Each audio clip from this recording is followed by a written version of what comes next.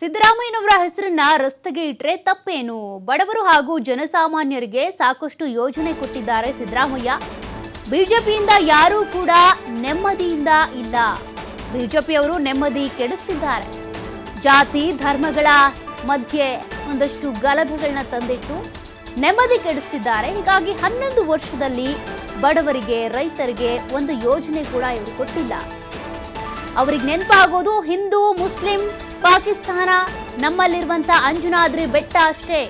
ಹುಬ್ಬಳ್ಳಿಯಲ್ಲಿ ಸಚಿವ ಶಿವರಾಜ್ ತಂಗಡಗಿ ಲೇವಡಿ ಮಾಡಿದ್ದಾರೆ.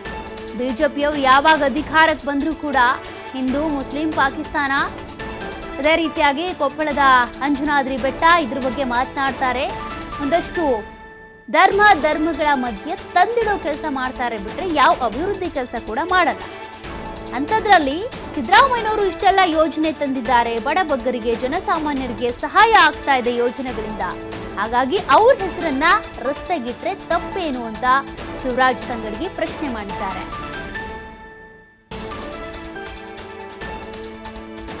ತಪ್ಪೇನಿದೆ? ಈ ರಾಜ್ಯದಾಗ ತಂದೆ ಆದಂಥ ಕೊಡುಗೆಯನ್ನು ಕೊಟ್ಟಂಥ ಈ ರಾಜ್ಯದ ಯಾರಾದರೂ ಮುಖ್ಯಮಂತ್ರಿಗಳಿದ್ರೆ ಅದ್ರಾಗ ಸಿದ್ದರಾಮಯ್ಯನವರು ಪ್ರಮುಖ ಸ್ಥಾನವನ್ನು ಪಡಿತಾರೆ. ಯಾಕಂದರೆ ಇವತ್ತು ಬಡವರಿಗೆ ಸಾಮಾನ್ಯ ಜನರಿಗೆ ಯೋಜನೆಗಳನ್ನು ಏನಾದರೂ ಕೊಟ್ಟಿದ್ದಾರೆ ಅಂದರೆ 2 ಅವಧಿಯೊಳಗೆ ಅವರು ಅತಿ ಹೆಚ್ಚು ಯೋಜನೆಗಳನ್ನು ಕೊಟ್ಟಂಥದ್ದು.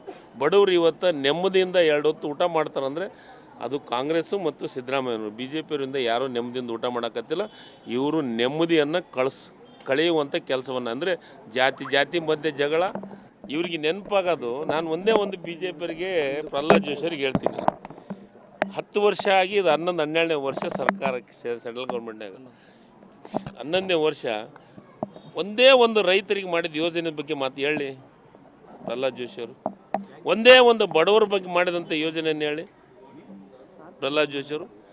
ಒಂದೇ ಒಂದು ಸಾಮಾನ್ಯ ಜನರು ಮಹಿಳೆಯರು, ಈ ರಾಜ್ಯದ ಮಹಿಳೆಯರಿಗೆ ಇಂಥ ನೆಮ್ಮದಿ ಅನ್ನೋ ಕೆಲಸವನ್ನು ಯೋಜನೆಯನ್ನು ಮಾಡಿವಂತ ಹೇಳಿ ಪ್ರಹ್ಲಾದ್ ಜೋಶಿ ಅದನ್ನು ಹೇಳಂಗಿಲ್ಲ. ಇವ್ರಿಗೆ ನೆನಪಾಗೋದು 3 ಒಂದು ಹಿಂದೂ, ಇನ್ನೊಂದು ಮುಸ್ಲಿಮು, ಇದು ಯಾವುದು ಆಗಲಿಲ್ಲ ಅಂತಂದ್ರೆ ಪಾಕಿಸ್ತಾನ. ಇವೆಲ್ಲವೂ ನೆನಪಾಗಿ ಹೋಗ್ಬಿಟ್ಟು ಅಂದ್ರೆ ನಮ್ಮಲ್ಲಿರೋಂಥ ಅಂಜನಾದ್ರಿ ಬೆಟ್ಟ.